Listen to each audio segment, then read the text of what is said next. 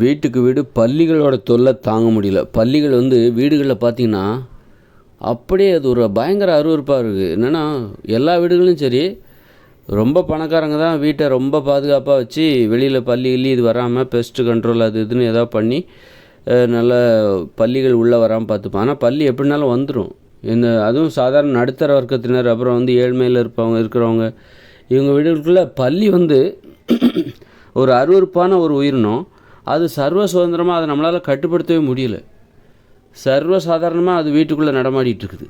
அங்கே பார்த்தா பல்லி, இங்கே பார்த்தா பல்லி, நம்ம ஆடைகள் நம்ம அடுக்கி வச்சுருப்போம் ட்ரெஸ், அது மேலெலாம் பல்லி, எங்கே பார்த்தாலும் பல்லி. அதை ஒன்றும் பண்ண முடியல நம்மளால். ரொம்ப உஷாரான ஒரு உயிரினம் அது. அதனால தான் அதை ஈஸியாக ஒரு கரப்பாம்பூச்சி அடித்து போட்டுருவோம். நம்ம அதை அடித்து கொள்வது ஈஸி. ஆனால் பல்லி நம்மக்கிட்ட தப்பிச்சிரும். ரொம்ப விழிப்புணர்வு உள்ளது. அதனால தான் அதை ஒன்றுமே பண்ண முடியலன்னு தான் என்னடா பண்ணுறது. ஆனால் அருவருப்பாக இருக்குது.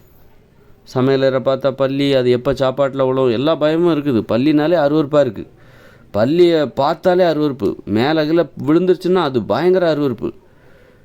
ஒரு கரப்பாம்பூச்சியோட பல்லி பயங்கர பயமாக இருக்கும். பல்லியை பார்த்தா பயங்கர பயமாக இருக்கும். ஆனால் அதை ஒன்றுமே பண்ண முடியல. அது தப்பிச்சிக்கிட்டே போகுது. அப்படி இருக்கும்போது பல்லி இல்லாமல் நம்ம எப்படி பிற உயிரினங்கள் இப்போ பாம்பு வரக்கூடாதோ அது மாதிரி பல்லியும் நம்ம இருப்பிடத்திற்குள்ளே வரக்கூடாது. அப்போ என்ன பண்ணணும், முதல்ல ஜன்னலில் கொசுவலை மாட்டணும். அப்போ ஜன்னல் வழியாக தான் அந்த பல்லிகள் ஈஸியாக வீட்டுக்குள்ளே வரும். கதவை வாசல் கதவை எப்பவும் திறந்தே வைக்கக்கூடாது. அப்போது திறந்தே வச்சுருந்தா அதன் வழியாகவும் பல்லி உள்ளே வந்துடும். பல்லி உள்ளே வருவதற்கான வழிகள் எது அப்படின்னு பார்த்தா அப்போ ஜன்னலில் கொசுவலை போட்டுடணும். அதன் மூலம் கொசுவையும் வர விடாமல் பார்த்துக்கலாம். இப்படி நம்ம பல்லிகளை நம்ம கட்டுப்படுத்தணும். அப்புறம் அதேமாரி வீட்டுக்குள்ளே பல்லி வந்துச்சுன்னா என்ன பண்ணணும் அப்படின்னா, அடித்து ஏதாவது ஒரு அடிக்கிறதுக்கு ஒரு செருப்பு கிருப்பு ஏதாவது வச்சுக்கணும். அல்லது ஒரு பட்டையாக ஏதாவது மட்டை மாதிரி ஏதாவது கட்டாக வச்சுட்டு பல்லியை பார்த்தா அடிக்கணும். அடித்து போட்டுக்கிட்டே இருக்க வேண்டியதான். அது ஒரு வழக்கம் நமக்கு. இப்போ ஏதாவது ஒரு பூச்சி வந்தால் நம்ம அடிக்க மாட்டோமா? கரப்பாம்பூச்சி பார்த்தா அடிக்க மாட்டோமா?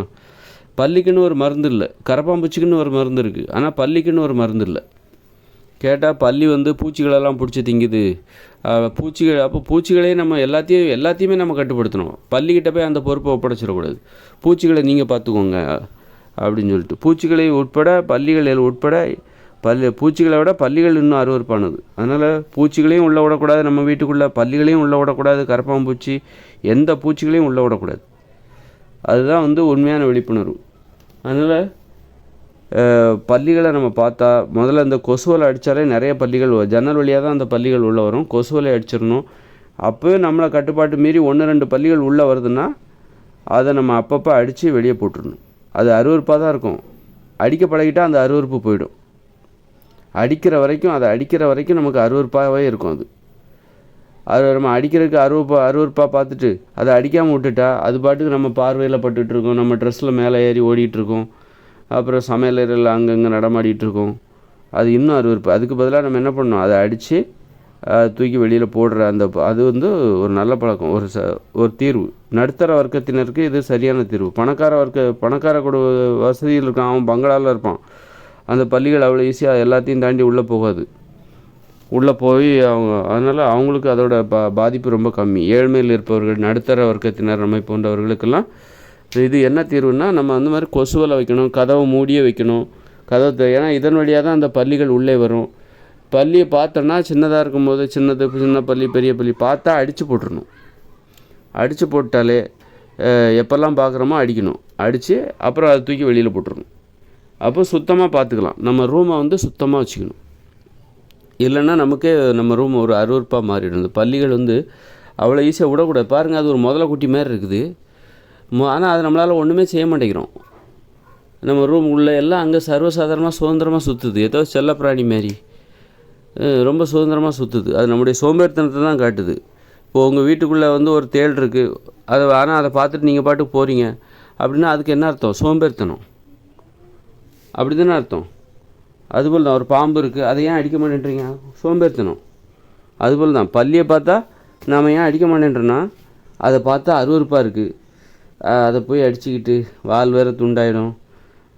அதான் அந்த அருவருப்பு, அதுக்கு பயந்து தான் நம்ம அடிக்காமல் விட்றோம். அதனால் முதல்ல வெளியில் உள்ள பல்லி உள்ளே வராமல் பார்த்துக்கணும். அது மாதிரி தவறி உள்ளே வர பல்லியை நம்ம வேறு என்ன பண்ணுறது, அடித்து தான் போடணும். அதனால் அதில் ஒன்றும் தப்பு கிடையாது. ஜீவகாரணியம் அந்த மாதிரிலாம் பிரச்சனை எதுவும் வராது. கோடிக்கணக்கான பல்லி உலகத்தில் இருக்குது. நம்ம கோடிக்கணக்கான உயிரினத்தை சாப்பிட்றதுக்காகவே மனிதர்கள் கொண்டுகிட்டு இருக்காங்க. அப்படி இருக்கும்போது இந்த மாதிரி பல்லிகளை அடித்து போடுறதுலாம் ஒன்றும் தப்பு கிடையாது. அப்போ தான் நம்ம மனசு அமைதியாக இருக்கும். நம்ம மனசு அமைதியாக இருக்கணும் அப்படின்னா நம்ம இருக்கிற இடம் சுத்தம். இதுவும் தூய்மை தான். வீட்டை நல்லா சுத்தமாக துடைக்கிறாங்க. ஆனால் பல்லிகள் பார்த்தா சவுத்தில் அங்கங்கே இருக்குது. இரவானா பல்லிகள் படையெடுத்து வந்துடுது. பகல்லையும் சரி அங்கங்கே ட்ரெஸ்ஸு மடித்து வச்சுருப்பாங்க, அங்கங்கே இருக்கும். இது ஒரு சுத்தம் தான். தரையை மட்டும் சுத்தம் பண்ணால் போதாது. இந்த மாதிரி சுவரில் இருக்கிற பல்லிகள், கரப்பாம்பூச்சி அடித்து போட்டுடுறோம். பல்லிகளை நம்ம அப்படியே விட்டுடுறோம். அதை அடிக்கிறதுக்கு அருவருப்பாக இருக்குது அப்படின்னு சொல்லிட்டு. அதுவும் ஒரு அசுத்தம் தான். அப்போ பல்லிகள் இல்லாத ஒரு அறை, ஒரு வீடு, அதுதான் உண்மையான தூய்மை. பல்லிகள் உள்ளே விடக்கூடாது. நம்ம ரூமு நாம் தான் பாதுகாப்பாக சுத்தமாக வச்சுருக்கணும். நம்ம பார்வையில் ஒரு அருவருப்பு ஏற்படுதில்ல, பல்லிகளை பார்க்கும்போதெல்லாம் அந்த அருவருப்பு எங்கே இருக்குது? நமக்குள்ளே தான் உணரப்படுகிறது. நமது பார்வையில் தான் அந்த அருவருப்பான காட்சி தென்படுகிறது. அதனால் அதை நமது பார்வையை சுத்தமாக வச்சுக்கணுன்னா, பல்லிகளை பார்த்தீங்கன்னா உங்கள் ரூமுக்குள்ளே தெரிகிற பல்லியை மட்டும் அடிங்க. நீங்கள் போகிற வர இடங்கள்லாம் எங்கெல்லாம் தெரியுது அதெல்லாம் பார்த்தா விட்டுருங்க. உங்கள் வீட்டுக்குள்ளே உங்கள் ரூமுக்குள்ளே பல்லியை பார்த்தா அடித்து வெளியே போட்டுருங்க. உங்கள் ரூமை சுத்தமாக வச்சுக்கோங்க. அது ஒரு அறை தூய்மை தான். அது உங்கள் ரூமை நீங்கள் தூய்மையாக வச்சுக்கிறீங்கன்னு அர்த்தம். அதை பார்த்துட்டு அலட்சியமாக இருக்கீங்கன்னா நீங்கள் அதில் கொஞ்சம் சுத்தமாக இல்லை அப்படின்னு தான் அது அர்த்தம். அது ஏன்னா அருவருப்பாக இருக்குது. அடித்தா அது இன்னும் அருவருப்பாக இருக்குது. அடிச்சிட்டா அது அருவருப்பு உங்களுக்கு போயிடும். அதை பார்க்குற வரைக்கும், தயங்குற வரைக்கும், அடிக்கிறதுக்கு தயங்குற வரைக்கும் உங்களுக்கு அருவருப்பு இருந்துக்கிட்டே இருக்கும். அருவருப்பு அதிகமாகிட்டே இருக்கும். ஒரு பயம் இருந்துக்கிட்டே இருக்கும். வெறுப்பாக இருக்கும். அதுவே நீங்கள் அடித்து போட்டிங்கன்னா அந்த அருவருப்பு மறைஞ்சிரும். அப்புறம் சரியாயிடும். அப்போது ரூம் சுத்தமாகிடும். அந்த மாதிரி நம்ம ரூமை அப்படி தான் சுத்தமாக பார்த்துக்கணும்.